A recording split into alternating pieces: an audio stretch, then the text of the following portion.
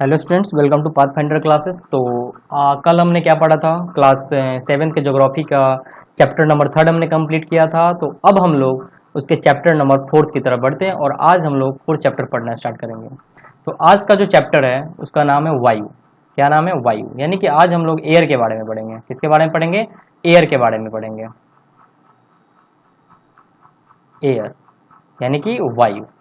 कल हमने पढ़ा था जल के बारे में और आज हम पढ़ेंगे वायु के बारे में कि वायु क्या होता है। तो आप पढ़े हैं, पहले ही आप जानते हैं कि वायु जो है हमारे पूरे क्या हुआ है कि क्षोभमंडल में फैला हुआ है और ये वायु जो है बहुत सारे गैसों से मिलकर बना होता है। वायु का मतलब ये होता है कि मेनी गैसेस, बहुत सारे गैसेस है, मच गैसेस। जैसे कि आप कार्बन डाइऑक्साइड के बारे में सुनते हैं, ऑक्सीजन के बारे में सुनते हैं, नाइट्रोजन के बारे में सुनते हैं। ये सब क्या है? वायु यानी कि मिक्सचर है। इन्हीं के सबके मिक्सचर से हमारा क्या बना है? वायु बना है।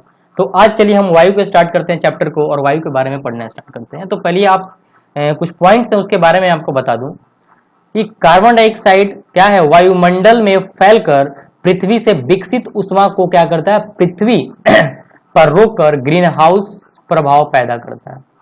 कार्बन डाइऑक्साइड क्या करता है कि वायुमंडल में फैलकर क्या करता है कि पृथ्वी से विकिरित ऊष्मा को पृथ्वी पर रोककर ग्रीन हाउस प्रभाव क्या करता है? पैदा करती है। तो ग्रीन हाउस क्या करता है? ग्रीन हाउस प्रभाव को पैदा करता है, इसलिए हम इसे ग्रीन हाउस गैस भी कहते हैं। और इसके अभाव में क्या होता है कि धरती इतनी ठंडी हो जाती है कि इस पर रहना असंभव होता है। अगर कार्बन डाइऑक्साइड नहीं है तो हम क्या कर सकते हैं? नहीं रह पाते, क्योंकि हमारी ये वायुमंडल को गर्म करके रखता है। किंतु जब कारखानों एवं कारों के धुएं से वायुमंडल में इसके स्तर बढ़ता है तब इस उष्मा के द्वारा पृथ्वी का तापमान क्या होता है? बढ़ जाता है और इसे हम बोलते हैं भूमंडलीय तापमान कहते हैं, ग्लोबल वार्मिंग बोलते हैं। क्या बोलते हैं स्टूडेंट? Global warming. ये दो वर्ड यहाँ पे, ग्रीन हाउस और ग्लोबल वार्मिंग, ये अलग अलग है। अब जैसे स्टूडेंट दे रहा है कि तापमान में इस वृद्धि के कारण पृथ्वी के सबसे ठंडे प्रदेश में जमी हुई बर्फ क्या होती है? पिघलती है, जिसके परिणाम स्वरूप समुद्र के जल स्तर में वृद्धि होती है और इसके तटीय क्षेत्रों में बाढ़ आ जाता है। अब गर्म माहौल होगा तो वहां पे बर्फ जो होगी वो क्या होगी? पिघलेगी, मेल्ट करेगी, जिससे पानी का स्तर बढ़ेगा नदियों में, और पानी का जब स्तर बढ़ेगा तो आसपास के इलाकों में बाढ़ का क्षेत्र बन जाएगा और दीर्घ अवधि में इसके कारण जलवायु में अत्यधिक परिवर्तन हो जाता है और जिसके फलस्वरूप कुछ पौधों एवं पशुओं की लुप्त हो जाते हैं। आपने पढ़ा होगा कि बहुत सारे पक्षी और कुछ पशु जो होते हैं वो विलुप्त होते जा रहे हैं। गिद्ध हमारा विलुप्त होते जा रहा है, कौवे विलुप्त होते जा रहे हैं, बहुत सारे जो जानवर हैं वो विलुप्त होते जा रहे हैं। स्टूडेंट अब देखते हैं चैप्टर को। करें कि हमारी पृथ्वी चारों ओर से वायु से घनी चादर से घिरी हुई है। हमारी जो पृथ्वी है चारों तरफ से क्या है? वायु से घिरा हुआ है, जिसे वायुमंडल कहते हैं। क्या बोलते हैं? इसे वायुमंडल कहते हैं। तो ये जो चारों तरफ से क्या घिरा हुआ है? वायु के घनी चादर से घिरी हुई है और जिसे हम क्या कहते हैं? वायुमंडल कहते हैं। और पृथ्वी पर सभी जीव जीवित रहने के लिए वायुमंडल पर निर्भर करते हैं। सभी जो जीव हैं, क्योंकि आप देखते हैं कि जितने भी जीव हैं वो अपने अपने एरिया में अपने अपने मौसम के अनुसार ही रहते हैं और ये जो सभी जीव जंतु हैं ये वायुमंडल पर ही निर्भर करते हैं जीने के लिए, और यह हमें सांस लेने के लिए वायु प्रदान करता है एवं सूर्य की किरणों के हानिकारक प्रभाव से हमारी रक्षा करता है। और यदि सुरक्षा की यह चादर न हो तो हम दिन के समय में सूर्य की गर्मी से तप्त होकर जल सकते हैं एवं रात के समय ठंड से जम सकते हैं। यानी स्टूडेंट कि अगर ये चादर वायुमंडल की चादर न हो तो हम दिन के समय सूर्य की गर्मी को बर्दाश्त नहीं करके जल के भस्म हो सकते हैं, मर सकते हैं, और रात के समय इतनी ठंडी हो जाएगी कि हम वहां पे जम सकते हैं। अतः यह वायु राशि है और जिसे पृथ्वी के तापमान को रहने के योग्य बनाया गया है। यानी कि ऐसा राशि है, वायु राशि है कि हम पृथ्वी पर रह सकते हैं। तो वायुमंडल भी हमारे लिए क्या है? हमारे जीवन के लिए बहुत ही ज्यादा जरूरी है। वायुमंडल के घटक कौन कौन है? आखिर इसमें संघटक यानी कि मिले कौन कौन से चीज है? क्या आप जानते हैं कि वायु का उपयोग हम सांस लेने के लिए करते हैं? वास्तव में अनेक गैसें का मिश्रण है। वायुमंडल जो है ना, ये क्या है? बहुत सारे गैसों का मिश्रण है। और ये कौन कौन से गैसें हैं स्टूडेंट? तो नाइट्रोजन, ऑक्सीजन, ऐसी दो गैसें हैं जिसने वायुमंडल का बड़ा भाग बना है। यानी कि वायुमंडल का जो सबसे बड़ा भाग है ऑक्सीजन और नाइट्रोजन से मिलकर बना। आप देख सकते हैं ये लड़की जो है यहाँ पे नाइट्रोजन कितना परसेंट है? 78% और ऑक्सीजन कितना परसेंट है? 21%। और जो हमारा कार्बन डाइऑक्साइड होता है वो 0.03% होता है, ऑर्गन हमारा 0.093% होता है, और जो 0.04% में होता है वो अन्य सभी गैसेज आते हैं। तो ये जो आपको दिया गया है, यहाँ पे कंपेयर किया गया है गैसों के बीच में, तो आप देख सकते हैं कि 99% जो गैसें हैं वो ऑक्सीजन और नाइट्रोजन ही है, यानी कि सबसे बड़ा हिस्सा जो हमारा है वो नाइट्रोजन और ऑक्सीजन से ही हमारा वायुमंडल का सबसे बड़ा हिस्सा घिरा हुआ है। तो carbon dioxide, helium, ozone, argon एवं हाइड्रोजन कम मात्रा में पाई जाती है। कार्बन डाइऑक्साइड कम मात्रा में मिलता है, हीलियम कम मात्रा में, ओजोन कम मात्रा में है, ऑर्गन कम मात्रा में, हाइड्रोजन कम मात्रा में, ये सबके कम मात्रा में पाई जाती है। और इन गैसों के अलावा धूल के छोटे छोटे कण हवा में मौजूद होते हैं। क्या होते हैं? धूल के छोटे छोटे कण मौजूद होते हैं, एवं वृत्त रेखा दिया गया है जिसके वायु के विभिन्न संघटकों का प्रतिशत बनाया गया है। वायु, नाइट्रोजन वायु में सर्वाधिक पाई जाने वाली गैस है। नाइट्रोजन जो है क्या 78% वायु में पाई जाती है। जब सांस लेते हैं तब क्या होता है, फेफड़ों में कुछ वायु नाइट्रोजन भी ले जाते हैं और फिर उसे बाहर निकाल देते हैं, परंतु पौधों को अपने जीवन के लिए नाइट्रोजन की आवश्यकता होती है। हम सांस जो लेते हैं ना स्टूडेंट, तो उसमें क्या होता है, ऑक्सीजन के साथ साथ सभी गैसें जाती हैं, लेकिन हमारा बॉडी सिर्फ और सिर्फ ऑक्सीजन को एब्जॉर्ब कर लेता है और सारे गैसेस को क्या करता है, बाहर करता है। जैसे हम बोलते हैं ना इनहेलेशन और एक्सहेलेशन, तो इनहेलेशन में हम लेते हैं सांसों को और एक्सहेलेशन में क्या करते हैं, सांसों को बाहर करते हैं, तो उसमें ऑक्सीजन को छोड़ के वो सारी गैसें बाहर आ जाती है। वे सभी वायु से नाइट्रोजन नहीं ले पाते हैं और मृदा तथा कुछ पौधों की को जड़ों में रहने वाले जीवाणु जो होते हैं वायु से नाइट्रोजन लेकर उनका स्वरूप बदल देते हैं। आपने पढ़ा होगा दलहन पौधों में राइजोबियम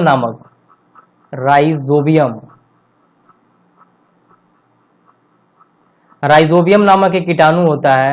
वो क्या करता है, कीड़ा होता है, वो क्या करता है, दलहन पौधों में डायरेक्ट वायुमंडल से नाइट्रोजन को एब्जॉर्ब करता है और क्या करता है, वो दलहन पौधों में देता है। तो डायरेक्टली जो ये हमारे पेड़ पौधे होते हैं ना, ये डायरेक्टली नहीं ले पाते, लेकिन वो कोई जो जीवाणु होते हैं ये नाइट्रोजन लेकर उनके स्वरूप को, किन के, पेड़ पौधों के स्वरूप को बदल देते हैं।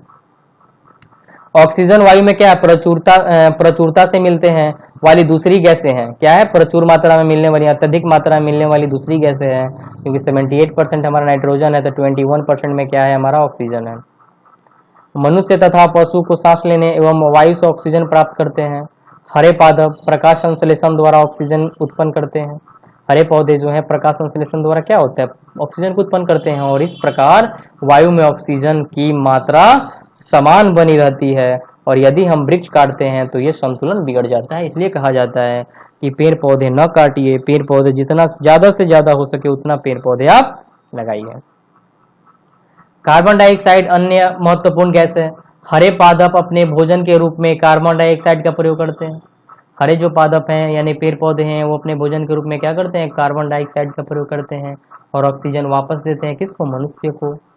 यानी कि ये दोनों चीजें अगर मनुष्य और पेड़ पौधे रहें तो ये क्या होगा, यानी वायुमंडल का हमारा बैलेंस बना रहेगा।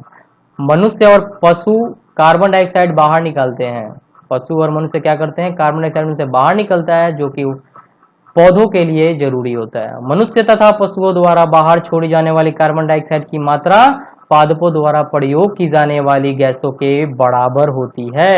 यानी कि वो लोग क्या करते हैं कि जितना कार्बन डाइऑक्साइड मनुष्य और जानवरों से निकलता है वो क्या करते हैं, पेड़ पौधे उसका यूज कर जाते हैं, जिससे यह संतुलन बना रहता है और जो कार्बन डाइऑक्साइड की मात्रा पहले से वायुमंडल में है वो बैलेंस में रहती है।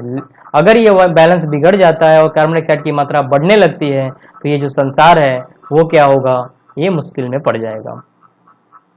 मुश्किल में क्यों पड़ेगा स्टूडेंट, क्योंकि यहाँ पे क्या होगा कि गर्मी बढ़ेगी, हमारा टेम्परेचर बढ़ेगा, और टेम्परेचर जब बढ़ेगा तो बर्फ पिघलना स्टार्ट होगा, और बर्फ जब पिघलेगा तो क्या होगा, बाढ़ ही बाढ़ होगा, और यानी कि पूरी दुनिया ये इनको क्या करेगा, पानी निगल जाएगी, यानी कि जल ही जल हमारा पूरे दुनिया में फैल जाएगा। परंतु यह संतुलन कोयला, खनिज तेल आदि ईंधनों को जलाने से गड़बड़ हो जाता है।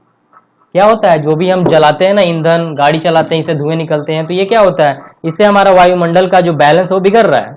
वे वायुमंडल में प्रति वर्ष करोड़ों टन कार्बन डाइऑक्साइड की बढ़ोतरी करते हैं, और परिणाम फलस्वरूप कार्बन डाइऑक्साइड की का बढ़ा हुआ आयतन पृथ्वी पर मौसम तथा जलवायु को प्रभावित करता है। क्या करता है, पृथ्वी को प्रभावित करता है। आप देख सकते हैं टॉप जो साइंटिस्ट हैं, offers way out of the global warming, उन्होंने क्या किया, यहाँ पे आउट ऑफ ग्लोबल वार्मिंग से कैसे हट के हम क्या क्या हो रहा है इसके बारे में बता रहे हैं। वार्मिंग अनस्टॉपेबल, वार्मिंग जो है ये ना ग्लोबल वार्मिंग ये अनस्टॉपेबल है, यानी कहने का मतलब इसे हम रोक नहीं सकते हैं।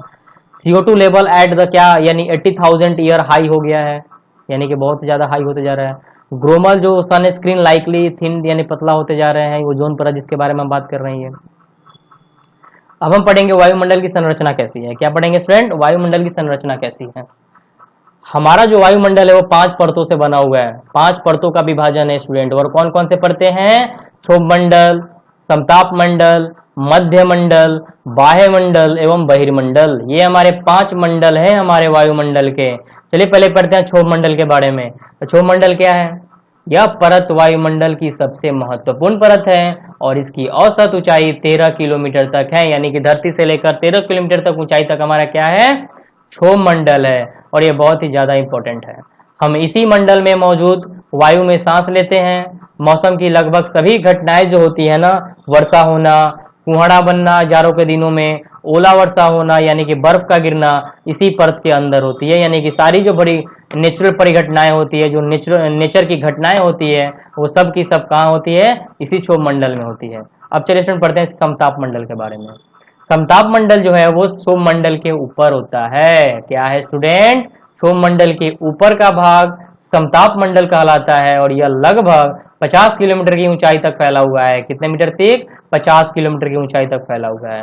और यह परत बादलों एवं मौसम सभी घटनाओं के लगभग मुक्त होती है। यानी समताप मंडल में कोई भी मौसमी घटनाएं नहीं होती है। इसी के कारण हमारा जो एरोप्लेन हवाई जहाज होता है, इसी मंडल में हम उससे क्या करते हैं? फ्लाई करते हैं, ताकि हमें एक्सीडेंट की मात्रा न बढ़े समताप मंडल में। इसके फलस्वरूप यहाँ की परिस्थितियां हवाई जहाज उड़ाने के लिए आदर्श होती है, जैसे कि मैंने अभी बताया आपको। और समताप मंडल की एक महत्वपूर्ण विशेषता यह भी है कि इसमें ओजोन गैस की परत होती है। स्टूडेंट यहाँ पे 2 क्वेश्चन आपका आ गया कि समताप मंडल कहाँ है? समताप मंडल हमारा क्षोभ मंडल के ऊपर है और इसमें क्या होती है? 50 किलोमीटर तक फैला हुआ है। समताप मंडल में कोई भी मौसमी घटनाएं नहीं होती है। इसमें हवाई जहाज उड़ाने लायक होता है ये मंडल। इसमें ओजोन परत भी होते हैं। ओजोन परत अगर पूछता है कि ओजोन गैस जो होते हैं वो किस मंडल में पाए जाते हैं, तो समताप मंडल में पाए जाते हैं। यह परत सूर्य से आने वाले हानिकारक गैसों को क्या करता है? रक्षा करता है। कौन? ओजोन परत। चलिए स्टूडेंट अब देखते हैं हम यहाँ पे मध्य मंडल के बारे में पढ़ते हैं। यह वायुमंडल की तीसरी परत है और यह समताप मंडल के ठीक ऊपर है और यह लगभग 80 किलोमीटर की ऊंचाई तक फैला हुआ है। कितने मीटर तक? 80 किलोमीटर की ऊंचाई तक फैला हुआ है। अंतरिक्ष में प्रवेश वाले जो उल्का पिंड इसी परत में आने पर जल जाते हैं।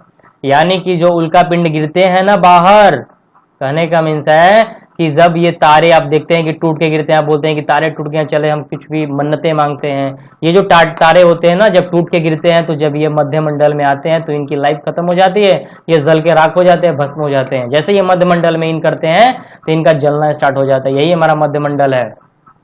देखिए स्टूडेंट, ये हमारा क्या है? 80 किलोमीटर तक फैला हुआ है। देखिए ये 80 किलोमीटर तक फैला हुआ है और इसी में जब ये आते हैं ना उल्का पिंडे, तो ये जल के खाक हो जाते हैं, राख हो जाते हैं। अब स्टूडेंट हम देखते हैं बाह्य वायुमंडल के बारे में। बाह्य वायुमंडल में बहुत ऊंचाई के साथ तापमान अत्यधिक तीव्रता से बढ़ता है। यानी कि जैसे ही हम लोग वायुमंडल में इन करते हैं, यानी कि मध्य सीमा से ये इन करते हैं इसमें, तो हमारा क्या होता है कि एक टेम्परेचर क्या होता है? ज्यादा हो जाता है, बढ़ जाता है। और आयन मंडल जो होता है इस परत का एक भाग है। 80 से लेकर 400 किलोमीटर तक फैला हुआ है। कौन? ये बाह्य मंडल। और आयन मंडल क्या होता है? इसी परत में आता है, इसी मंडल को बोलते हैं। और जो रेडियो संचार आप सुनते हैं ना, टीवी देखते हैं लोग, हम लोग मोबाइल से बातें करते हैं, रेडियो पे हम लोग कुछ सुनते हैं, ये सब का सब क्या होता है? ये आयन मंडल से ही हमारे ये सब चीजों का परिणाम होता है। चलिए स्टूडेंट अब आगे बढ़ते हैं और देखते हैं। अब देखते हैं यहाँ पे कि अभी हमने क्या पढ़ा? सारी चीजों के बारे में हमने पढ़ लिया। ये 5वां जो लास्ट हमारा मंडल है बहिर्मंडल, अब इसके बारे में देखते हैं। वायुमंडल की जो सबसे ऊपरी परत है वो कौन सी परत है स्टूडेंट? बहिर्मंडल। कौन है? बहिर्मंडल। और यह वायु की पतली परत होती है। यहाँ पे वायु की क्या है? बहुत ही पतली परत है और हल्की गैसें जैसे कि हीलियम एवं हाइड्रोजन यहीं से अंतरिक्ष तैरती रहती है। यानी कि बहिर्मंडल के बाद हमारा बहिर्मंडल में ही क्या है? 2 गैसें मिलती हैं, हीलियम और हाइड्रोजन। अब कुछ हम पढ़ते हैं मौसम एवं जलवायु के बारे में। तो आपने अभी पढ़ लिया 5 मंडलों के बारे में। कौन कौन सा मंडल है स्टूडेंट? क्षोभ मंडल, ये क्षोभ सीमा है, यहाँ पे क्षोभ मंडल हो गया। समताप मंडल, इसके बीच में हमारा समताप सीमा ये हो गया, यानी कि समताप मंडल है यहाँ से यहाँ तक, ये हमारा क्षोभ मंडल है। क्षोभ सीमा यहाँ से इतना दूर में आएगा। आप यहाँ देखिए मध्यमंडल 80 से 400 किलोमीटर अभी मैंने पढ़ाया था, ये आपका हो गया। और आप यहाँ वायु बहिर्मंडल देख सकते हैं, इसकी सीमा यहीं तक है। और जो हमारा बहिर्मंडल है इसके आगे आप देख सकते हैं ये अंतरिक्ष आ जाता है। चलिए स्टूडेंट, अब देखते हैं मौसम और जलवायु। तो 6 क्लास में ही आपको मैंने पढ़ा दिया कि मौसम क्या होता है और जलवायु क्या होती है। तो जो मौसम होती है ना, ये क्या होती है, डे बाय डे चेंजिंग होती है, यानी कि दिन प्रतिदिन ये चेंजिंग होने वाली जो चीज़ें होती है वो मौसम बोलते हैं। और जलवायु जो होता है पूरे साल का जो एक एवरेज हम लोग मौसम को देखते हैं वो हमारा जलवायु कहलाता है। यानी कि जलवायु जो है एक साल के औसत मौसम को जब हम मेजर करते हैं तो हमारा जलवायु फाइंड होता है। और मौसम जो होता है वो डे टू डे चेंज होने वाली बातें होती हैं। तो आप देख सकते हैं यहाँ पे कि कभी वर्षा होती है, कभी दिन क्या होता है, साफ होता है, धूप निकलने लगती है। और कितनी बार हमें क्रिकेट प्रेमियों, यानी कि जैसे ये दिया हुआ है कि कभी मैच होती है तो बारिश हो जाती है, तो सुनने को मिलता है कि मैच हमारा क्या हो गया, कैंसिल हो गया। तो ये क्या हमारे सब मौसम है। हम यहाँ पे बोलते हैं कि क्या होता है, हमारा मौसम चेंजिंग होते रहते हैं। तो आप समझ सकते हैं कि मौसम और जलवायु क्या है। तो मौसम हमारा क्या है, दिन प्रतिदिन चेंजिंग करने वाला हमारा शब्द है। और जो जलवायु है ये क्या होता है, किसी देश या किसी जगह के स्थानों पे जो सालों भर का जो हमारा एवरेज मौसम होता है, औसत मौसम को हम मेजर करते हैं, हम उसे क्या बोलते हैं, जलवायु बोलते हैं। अब देख ही सकते हैं मौसम हमारा क्या होता है, प्रतिदिन बदलता है, किंतु दीर्घ काल में किसी स्थान पर औसत मौसम उस स्थान की क्या कहलाती है स्टूडेंट, जलवायु कहलाती है। और हम ये तो 6 क्लास में ही पढ़ चुके हैं। चलिए अब तापमान के बारे में पढ़ते हैं। तापमान क्या है, तो जैसे कि हम लोग अभी पढ़े कि मध्य मंडल से जैसे ही हम बाहर निकलते हैं तो हमारा क्या होता है, एकाएक तापमान बढ़ जाता है। तो वह वायुमंडल का तापमान होता है जब वायु में मौजूद ताप एवं जो शीतलता होती है, परिणाम को हम तापमान कहते हैं। वायुमंडल का तापमान केवल दिन और रात में ही नहीं बदलता बल्कि ऋतुओं के अनुसार भी बदलता है। भारत में आप देखते हैं 4 ऋतुएं हैं, ऋतु के अनुसार भी हमारा क्या होता है, टेम्परेचर बढ़ते रहता है। ग्रीष्म ऋतु आती है, फिर हमारा शरद ऋतु आती है, बसंत ऋतु आता है, वर्षा ऋतु आती है। इसमें क्या होता है, टेम्परेचर घटते बढ़ते रहता है। तो ऋतु की अपेक्षा ग्रीष्म ऋतु क्या होती है, सबसे ज्यादा गर्म होती है, जिसे हम गर्मी का दिन कहते हैं। आतपन एक महत्वपूर्ण कारक है, और ये क्या है, जो तापमान के वितरण को प्रभावित करता है। क्या करता है, ये तापमान के वितरण को प्रभावित कर देता है। और सूर्य से आने वाला वह ऊर्जा है जो पृथ्वी तक आने से रोकता है, जिसे हम आतपन कहते हैं। जो पृथ्वी तक हमारा जो सबसे हीट लेकर आता है उसे जो रोकता है, उस सब यानी कि उस चीज को हम क्या बोलते हैं, वो हमारा आतपन होता है। आतपन क्या है, सूर्य ताप की मात्रा भूमध्य या रेखा से ध्रुवों की ओर घटती है। अब ये हमारा अर्थ है, आपको मैंने पढ़ाया था कि कर्क रेखा और मकर रेखा और विषुवत रेखा, इन्हीं पे क्या होता है कि सालों भर सन क्या आता है, आते जाते रहता है, और इनके बाद इधर नहीं जाता। और यहाँ पे क्या होता है, तिरछी सर की लाइट जाती है, जिसके कारण यहाँ पे टेम्परेचर क्या होता है, बहुत ही कम होता है इधर, और टेम्परेचर सबसे ज्यादा कर्क रेखा और मकर रेखा के बीच में पाए जाते हैं। वही चीज यहाँ पे बता रहा है स्टूडेंट। अब यहाँ पे आप देख सकते हैं स्टूडेंट के वायु दाब, ये जो एयर प्रेशर है ये क्या है, तो जो हमारे शरीर पे क्या होता है, उच्च दाब के साथ बल लगती है, किंतु हम क्या होता है कि इसका अनुभव नहीं होता है। हमारे शरीर पे बहुत ही ज्यादा क्या उच्च दाब है, बहुत ही ज्यादा प्रेशर है, लेकिन हमें ये अनुभव नहीं होता है, क्योंकि हम यहाँ पे क्या है, बैलेंस में है। और जैसे ही हम उस बैलेंस को बिगड़ता है, कहने का मतलब है उससे अधिक कोई भी अगर हम थिंग्स अपने सर पे या किसी चीज को उठाते हैं या रखते हैं, तब हमें क्या होता है, भार का अनुभव होना स्टार्ट करता है, क्योंकि हम वहाँ पे हमारा बैलेंस क्या होता है, बिगड़ना स्टार्ट होता है। तो ये जो हमारा वायु दाब है ना, ये क्या है, हमारे सर पे यानी कि बहुत ही ज्यादा बल लगा है, हमारे शरीर पे बहुत ही ज्यादा बल लगा के रखता है। अब कह रहा है जैसे कि यहाँ पे जो, क्योंकि वायु का जो दाब है हमारे शरीर पर सभी दिशाओं से लगता है, यानी कि हर दिशाओं से लगता है, जिसके कारण क्या होता है, बैलेंस बना रहता है। अगर किसी इंसान को एक तरफ से अगर धक्का दे देते हैं तो क्या करता है, अचानक वो गिर जाता है, लेकिन चारों तरफ से उसको रस्सी से बांध कर खींचा जाए तो बैलेंस एक जगह बना रहता है। वही बात है यहाँ पे है कि चारों तरफ से जो वायु का दाब पड़ता है शरीर पे हमारे, तो हमारा जो शरीर का बैलेंस होता है वो क्या होता है, बना रहता है। अब जैसे दे रहा है स्टूडेंट कि पृथ्वी की सतह पर वायु के भार द्वारा लगाया गया दाब जो होता है वायु दाब कहलाता है। यानी कि पृथ्वी के सतह पर वायु के भार द्वारा जो लगाया गया दाब है, हम उसे क्या बोलते हैं, वायु दाब कहते हैं। वायुमंडल में ऊपर की ओर जाने पर दाब क्या होता है, तेजी से गिरने लगता है। जैसे जैसे हम ऊपर जाएंगे ना, पहाड़ों पे जाते हैं, तो हमारा क्या होता है, वहां पे एटमॉस्फेरिक प्रेशर जो होता है वहां पे कम होने लगता है। अब जैसे ही पहाड़ पे जाते हैं, चावल पकाते हैं, तो चावल वहां बहुत लेट से पकता है, क्योंकि वहां पे प्रेशर बहुत कम होता है।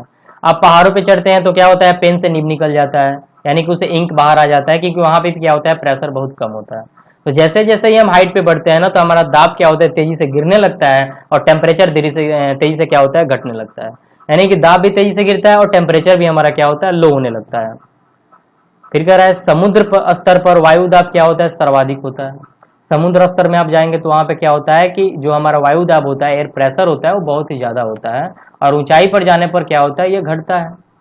वायु दाब का जो क्षैतिज वितरण है, किसी स्थान पर उपस्थित वायु के ताप द्वारा प्रभावित होता है, यानी कि ताप जहां होगा वहां पे वायु प्रेशर कम होता है, और अधिक तापमान वाले क्षेत्र में वायु गर्म होकर ऊपर उठती है और यह निम्न दाब क्षेत्र बनाता है। आप देखते हैं कि बहुत ज्यादा गर्मी है, तो गर्मी के दिन में क्या होता है, आंधी तूफान आता है। कभी आपने क्या ठंडा के दिनों में आंधी तूफान देखा है? बाई चांस कभी आप देख लिए होंगे।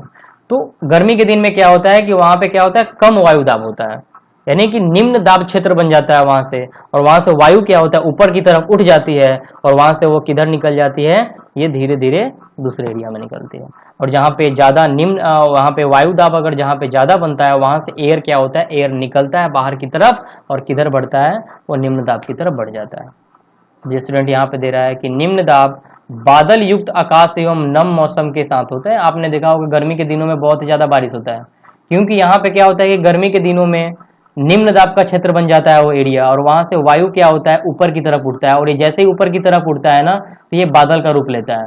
और जब बादल का रूप लेता है और पहाड़ों से टकरा कर क्या होता है, ये जैसे जैसे ऊपर जाता है, तो आपको मैंने पढ़ाया है कि जैसे जैसे हम ऊपर जाते हैं ना, तो हमारा टेम्परेचर क्या होता है, घटता है, और जैसे जैसे हमारा टेम्परेचर घटेगा तो ठंडी बढ़ेगी। तो ये जो पानी, ये हमारा वाष्प लेकर ऊपर बढ़ता है वायु, तो क्या होता है कि जैसे जैसे ऊपर जाता है स्टूडेंट, तो ये ठंडा होने लगता है, और ठंडा होने के कारण इसकी जो वाष्प होती है वो पानी का रूप लेता है, पानी के बूंदे ले लेती है, और ये पहाड़ों से टकरा कर ये वायु क्या करता है, ये बारिश कराना स्टार्ट कर देता है। और निम्न दाब क्षेत्र जो होता है, ये बादल युक्त होता है, और सबसे ज्यादा घनी जो बादल होती है, ये निम्न दाब क्षेत्र में ही होती है। कम तापमान वाले क्षेत्रों में वायु ठंडी होती है। क्या होती है, कम तापमान होगा तो ठंडी होगी, और इसके फलस्वरूप यहाँ भारी बारिश होती है। क्या होगी, यहाँ पे भारी बारिश होती है। कम तापमान होगा वाले क्षेत्र में क्या होता है, वायु ठंडी होती है, और जब वायु ठंडी होगी तो बारिश अधिक होगी। और भारी वायु जो होती है, निम्न जीत होकर वायु दाब क्षेत्र बनाती है, और उच्च दाब के कारण स्पष्ट एवं स्वच्छ आकाश होता है। स्टूडेंट अब हम देखते हैं यहाँ पे कि वायु जो होती है वो क्या करती है, सदैव उच्च दाब के क्षेत्र से निम्न दाब क्षेत्र की तरफ बढ़ती है। आप एक बुक ले लीजिए, बुक को जैसे ही आप छोड़िएगा सरफेस पे, तो वहां से जैसे ही वो प्रेशर डालेगा, तो वहां की एयर क्या होती है, एकाएक बाहर की तरफ निकलेगी। तो आप देख सकते हैं जब प्रेशर हम डालें वहां से, तो जहां पे उच्च दाब क्षेत्र बना, तो वहां से वायु क्या निकला, निकल कर निम्न वायु दाब के क्षेत्र की तरफ निकल गया। तो वैसे ही यहाँ पे स्टूडेंट आप देखिए कि जब भी हमारा जो उच्च दाब वायु वाला क्षेत्र हमारा एरिया रहेगा, वहां से वायु जो होगी वो निकल के कहाँ जाएगी, वो निम्न दाब क्षेत्र की तरफ निकल के जाएगी, और वहां पे क्या होगा, आंधी और तूफान का माहौल बन जाता है। चलिए पढ़ते हैं पवन के बारे में। अब देखिए यहाँ पवन क्या होता है, तो उच्च दाब क्षेत्र से निम्न दाब क्षेत्र की ओर वायु की गति को हम क्या बोलते हैं, पवन कहते हैं। जब उच्च दाब क्षेत्र से जो वायु होती है वो निम्न दाब की क्षेत्र की तरफ बहती है, तब हम इसे क्या बोलते हैं, हम इसे पवन कहते हैं। और पवन को सड़क पर गिरी पत्तियां को उड़ाती हुई तूफान के पेड़ को उखाड़ देती हैं। यानी कि पवनें जो होती हैं अनेक प्रकार की होती हैं। कभी आप जानते हैं ये प्रचंड रूप ले लेती है वायु का, टाइफून, ये सब हरिकेन, ये सब क्या है, ये सब वायु की ही हमारा रूप है, फॉर्म है। कभी कभी जब पवन धीरे धीरे बहती है, तब आप क्या करते हैं, महीन धुएं उड़ते हैं। और कभी कभी पवन तेजी से होती है तो विपरीत दिशा में चलना कठिन हो जाता है, यानी कि हमारा वहाँ प्रेशर क्या होता है, बन जाता है। चलिए स्टूडेंट अब देखते हैं हम यहाँ पे कि जो ये आप ये पिक्चर देख सकते हैं, ये हमारा पवनों का एक एरिया है। ये देखिए, ये क्या है, विषुवत रेखा, कर्क रेखा, मकर रेखा। आप देखते हैं यहाँ से कि उठ के हवाएं किधर चल रही है, इधर जा रही है, इधर से हवाएं इधर जा रही है, लेकिन इधर से हवाएं उठकर किधर इधर जा रही हैं, और यहाँ से हवा उधर जा रही है, क्योंकि यहाँ पे उच्च दाब बनेगा, यहाँ पे उच्च दाब बनेगा तो इधर थोड़ा निम्न दाब बढ़ेगा तो इधर जाएगा। आप देखिए ध्रुवीय पवन क्षेत्र है, अध्रुवीय पवन निम्न दाब क्षेत्र है, सनातन पछुआ पवन है, ये सब पवनों के नाम है। ये व्यापारिक पवनें जो होती है ना, अगर क्वेश्चन आ जाए कि स्टूडेंट व्यापारिक पवनें कहाँ से कहाँ तक बहती है, तो व्यापारिक पवनें जो होती है कर्क रेखा में, यानी कि आप देखिए यहाँ पे एक डोलड्रम होता है, डोलड्रम, अगर क्वेश्चन आ जाए कि स्टूडेंट डोलड्रम कितने एरिया में होता है, तो 5 डिग्री उत्तरी अक्षांश और 5 डिग्री दक्षिणी अक्षांश, दक्षिणी गोलार्ध, इसके बीच में, यानी कि आप देखिए यहाँ पे ये 5 डिग्री हमारा यहाँ से उत्तरी गोलार्ध में और 5 डिग्री दक्षिणी गोलार्ध में, यानी ये जो एरिया है हमारा 10 डिग्री का, ये डोल्ड्रम का एरिया है। और यहाँ पे इतनी गर्मी पड़ती है कि कहीं, यहाँ पे बहुत ही ज्यादा गर्मी पड़ती है। और यहाँ पे मछलियां जो होती है वो क्या होती है, पानी में ऊपर आ जाती है। अब देखिए यहाँ पे हॉर्स लैटिट्यूड्स बोलते हैं हम लोग। ये भी क्वेश्चन आता है कि हॉर्स लैटिट्यूड कितने कितने अक्षांश, कितने डिग्री अक्षांश के बीच में होता है। तो 30 डिग्री से लेकर 35 डिग्री अक्षांश के बीच में हमारा हॉर्स लैटिट्यूड होता है। क्या होता है, हॉर्स लैटिट्यूड होता है। और ये दोनों तरफ होता है। जो हमारा उत्तरी गोलार्ध में होगा ना, वही चीज हमारा दक्षिणी गोलार्ध में होगा, उतने ही पॉइंट पे। स्टूडेंट, कुछ पौनों के बारे में हम पढ़ते हैं कि कुछ पौने हैं। स्थानीय पौने क्या होती हैं, पहले ये देख लेते हैं। व्यापारिक पश्चिमी एवं पूर्वी पौने स्थानीय पौने कहलाती है। क्या होती है, जो व्यापारिक पश्चिमी पौने हैं और पूर्वी पौने हैं, ये क्या कहलाती है, स्थानीय पौने कहलाती है। और ये वर्ष भर लगातार निश्चित दिशा में बहती है। यानी कि जो भी हवाएं वर्ष भर एक ही दिशा में, निश्चित दिशा में चलती रहे, तो उससे हम स्थानीय पवन बोलेंगे। तो व्यापारिक पवनें हमारी स्थानीय पवन कहलाती है और पूर्वी पवनें भी स्थानीय पवन कहलाती है। मौसमी पवनें क्या होती है, ये पवनें जो होती हैं विभिन्न ऋतुओं में अपनी दिशा बदल देती है। ये क्या करती है, विभिन्न दिशा बदल देती है। और उदाहरण के लिए भारत में मानसून पवन, ये मौसमी पवनें मौसमी के समय ही आती है। स्थानीय पवनें, ये पवनें किसी छोटे क्षेत्र में वर्ष या दिन में किसी समय चलती है। और उदाहरण के लिए जो स्थल एवं समुद्री समीर हो गया, ये हमारे स्थानीय पवने हैं। तो ये चक्रवात के बारे में हम पढ़ लिए। आर्द्रता क्या होता है, जो नमी हमारे वायुमंडल में जो नमियां होती है उसे हम आर्द्र बोलते हैं। और ये क्या होती है, हमारे जो समुद्र है, नदियों से उठ के जो वाष्प बनते हैं, उससे ये आर्द्रता बनती है। तो स्टूडेंट, आज हमने क्लास 7 के चैप्टर नंबर 4 को हमने पढ़ा, जिसका नाम था वायु। तो अगर आपको ये वीडियो पसंद आया तो लाइक, सब्सक्राइब और शेयर करना ना भूलें। तो थैंक्स फॉर वॉचिंग।